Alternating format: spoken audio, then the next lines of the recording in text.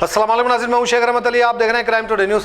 नाज़रीन, Jagathgiri Gutta police station हुदूद में एक खातून का मकान है और उसके सामने 10 से 12 फीट की रोड है, लेकिन ये रोड को चौड़ी करने की बात की जा रही है और बड़ी करे तो यहाँ पे आने जाने के लिए मसला होगा, लोगों को सहूलत मिलेगी।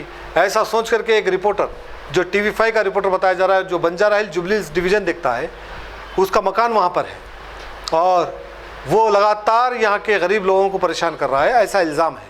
ये खातून को परेशान किया जा रहा है। इसके घर के सामने कई जो प्राइवेट लोग होते हैं, रोड का नाप लेने के लिए, मेजरमेंट लेने के लिए, ऐसे लोगों को ला करके इनको डरा धमका रहा है। आखिर में ये जो है सुसाइड करने की कोशिश की। कोई पैजन है वो पीने की कोशिश, पी लेके खुदकुशी करने की कोशिश की। बहरहाल इसके घर वालों ने फ़ौरन इनको हॉस्पिटल मुंतकिल किया, जहाँ पर अब ये ख़तरे से बाहर है। क्राइम टुडे से बात करते हुए खातून ने ये सारे तफसीलात बताई कि कैसे उसको परेशान किया जा रहा है। उसके घर के सामने पहले ही 10 से 12 फीट रोड है और रोड चौड़ी करके इनका घर तोड़ने की बात की जा रही है। इस तरह से लोगों पर जुल्म किया जा रहा है।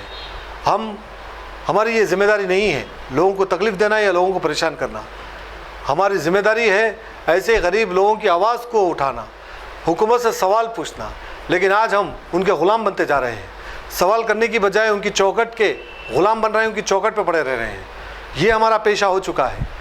और ऊपर से ऐसे लोग जो लगातार एक गरीब का घर तोड़ने की बात कर रहे हैं। बहरहाल इस तरह से नहीं होना चाहिए। खातून अपने ऊपर हुए जुल्म की दास्तान सुनाइए। नवीन कुमार की ये रिपोर्ट देखिए। మనీష్ అన్న పేరు, నా పేరు నరేందర్. మేము భూదేవిల్స్ ఉంటాం D2 బ్లాక్లో. గత 10-15 సంవత్సరాలు అక్కడ మా అత్తమ్మ వాళ్ళు కూడా ఉంటారు. పని చేస్తే సంపాదించుకున్న జాగాలు కట్టుకొని ఉంటుంటే కూడా ఎవరు ఏమనలేదు.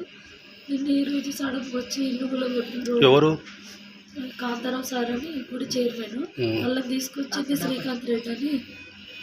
మాకు కొంచెం పర్సనల్ గొడవలు అయినాయి. ఆయన మా D2 బ్లాక్ ప్రెసిడెంట్. అయితే కూడా ఏమనకపోతుండే నిన్న సడన్గా మా ఇంటికి వచ్చి నువ్వు ఆ రోజు మాట్లాడినావు కదా వీడియోలో. ఏమని మాట్లాడారు?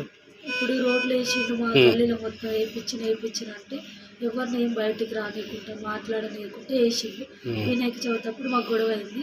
నువ్వు ఎట్లా చేస్తావు చూస్తావు, గల్లీలో ఎట్లా చేస్తావు చూస్తాను. గల్లీలో రోడ్ వేసినందుకే ఈరోజు బెదిరించారు. బెదిరించిండు మా దాకా వచ్చినాక.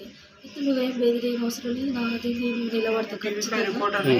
నేను TV5 రిపోర్ట్ అని ఏమనుకుంటున్నారు. గల్లీలో ఎవరన్నా జెంట్స్ మా ఆయనతో మాట్లాడాలంటే నాకు భయం అవుతుంది. నరేందర్ మీతో మాట్లాడాలంటే నరేందర్ ఎలా చేస్తాడు? అక్కడ హైటెక్ సిటీ సాఫ్ట్వేర్ ఆఫీస్లో ఎవరితో కలవం మేము. మా పని మీది.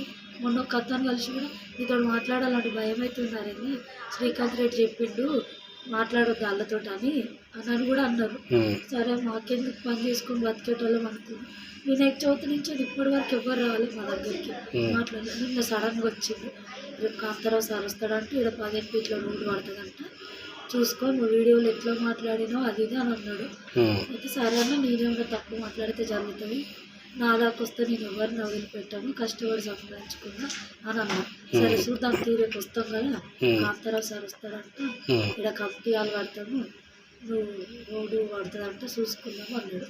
మేమేం తీసుకోవాలన్నా ఎవరు తెరువు మేము అసలు బాలకృష్ణ వాళ్ళ ఇంట్లో పని చేస్తాం, ఆయన ఆఫీస్కి పోతాడు అంతే. ఈరోజు సడన్గా 10-15 మంది వచ్చారు. నేను సార్ వాళ్ళ ఇంటికాడు మా ఆయన ఫోన్ చేసి వచ్చిర్రు అన్నాడు.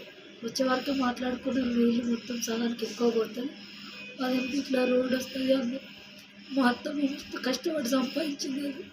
మాకు మేము ప్లేస్ కట్టుకున్నాం ఇల్లు.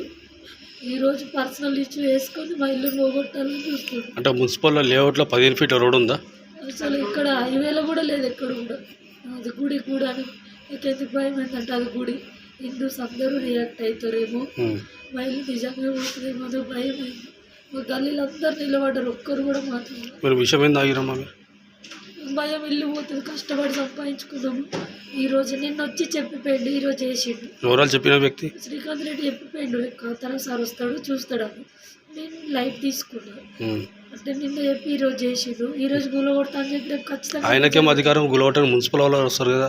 అది గుడిది చైర్మన్ చెప్తే ఫైనల్ ఇంక అంతే. 15 ఫీట్ల రోడ్ వస్తుంది గుడి దాడి. నిన్న చెప్పి ఈరోజు చేసిండు. ఈరోజు చెప్పి కూడా రియల్గానే చేస్తారేమో, మా పరిస్థితి రోడ్డుకి ఎక్కుతుందేమో భయపడి నువ్వు ఈరోజు ఇట్లా పరిస్థితి తీసుకున్నావు. ఇంత బెదిరించుడు ఎందుకు మమ్మల్ని? మేము ఒక మిడిల్ క్లాస్ ఎవరు తెరవేమోము, ఆయనలాగా ఎవరిని బెదిరించి తీసుకోము, తినము, అడగండి గల్లీలు ఎవరినైనా. మేమేందో కూడా అందరూ చిన్న చిన్న పిల్లలు ఉన్నారు, మా ఇల్లు దాకొచ్చుడు ఎందుకు? కట్టేటప్పుడు కూడా చైర్మన్ సార్ చూసిండు, కూడా చైర్మన్ సార్ వచ్చి ఇన్ని రోజులు ఏమనలేదు. సడన్గా నేను ఆయన వచ్చి చెప్పుకోవడం, ఈరోజు ఆయన రావడం. మొత్తం శ్రీకాంత్ రెడ్డి చేస్తున్నాడు ఇదంతా. ఆయననే చేస్తాడు.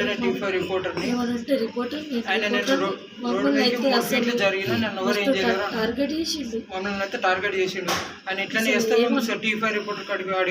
కంప్లైంట్ ఇస్తాం మేము ఖచ్చితంగా. నరేందర్ మీకు ఎట్లా కనబడుతున్నారు? ఇల్లు కట్టినప్పుడు జరిగినా కూడా ఎవరు ఏమన్నా, నేను రిపోర్టర్ని, నా గురించి ఏమనుకుంటాడు? ఇవాళ కావడం నిన్ను వచ్చి ఈరోజు చెప్పిండంటే ఆయన వల్లనే కదా అట్లా జరిగేది. సడన్గా వస్తే నేను ఏమో అనుకున్నాను, నాకు చెప్పి మరి తీసుకొచ్చిందంటే నన్ను బెదిరియడానికే కదా. నాకేమన్నా అయితే నా పిల్లలు చేస్తాడా, మా మామయ్యని చేస్తాడా, మా అత్తమ్మని చేస్తాడు. చిన్న చిన్న పిల్లలు తనప్పుడు రూపాయి అవసరం నన్ను రమ్మని రానే రాడు. నేను నెత్తిలో పెట్టుకున్నా, మాకు రోడ్లు వేయించిండు, డ్రైనేజ్ వేయించిండు. చిన్న విషయాన్ని సారు మనిషి సారు వాళ్ళందరూ పెద్దోళ్ళందరూ నన్ను ఎందుకు వాడుకుంటుంది మధ్యలో? అవును కదా. అంటే మొత్తం ఇల్లు గులగొట్టాలని ప్లాన్ చేశారు. మొత్తానికి ఇట్లా పోతుంది, ఏదో కొంచెం ఒక రూమ్ అంత ఉంటుంది అంతే. అది పోతే ఎట్లా ఉంటుంది? సరే.